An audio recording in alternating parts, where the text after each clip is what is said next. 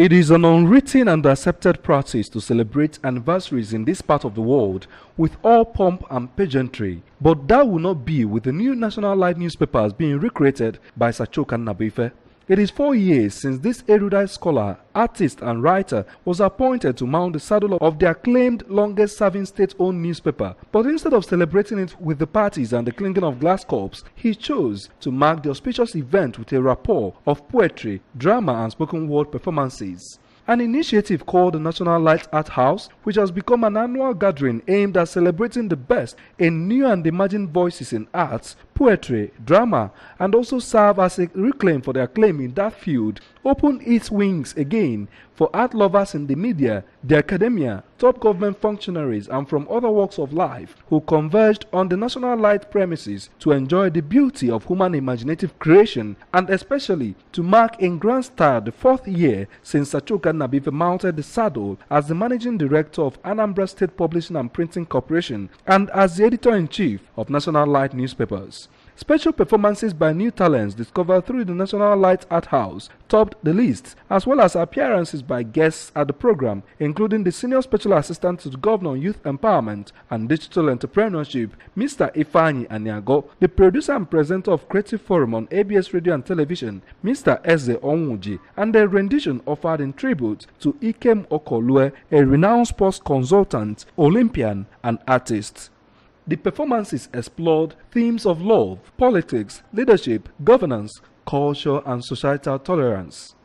In an address to declare open the event, Sachoka enumerated the numerous success stories recorded by the establishment in the past 4 years, to include regular and steady publication of editions of the newspaper, publication of new lines of the paper for sports and the Igbo edition called Ita, setting up of the online edition of the paper, and boosting its content and production quality to meet the standard of any news tabloid anywhere in the world, which according to him were all made possible through the support and visionary leadership of Governor Willie Obiano.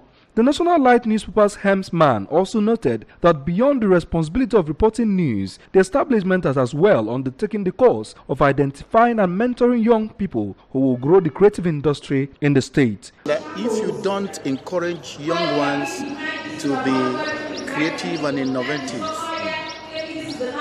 there will not be any growth or development for the land. If you so care about your society, you groom the younger ones to take over from you, not just to take over from you to be better than you. So I believe solidly in young people.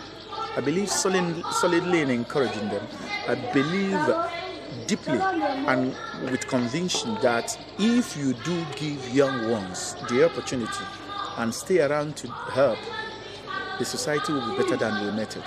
For the Director of News and Current Affairs Department of the Anambra Broadcasting Service, Mr. Gabe Opaleze, a guest and professor of parasitology at Anambra University Awka, Professor Dennis Aribodo, and the television personality, Mr. Eze Onwuji, while commending the National Light newspapers for its efforts in marketing literary works, called on both government and private individuals to pay attention to the social changes that could be caused through works of art, and they re-emphasized the need for a more holistic curriculum in primary and secondary schools to give room for proper education of young ones in the need to enable them expand their horizon through expressing interest in literature and reading. The young authors and the writers and the artists were really talking about the situation in Nigeria, trying to make their own impact, a call, so to say, so that people will think and contribute their quota with regards to bringing back Nigeria on the path of growth.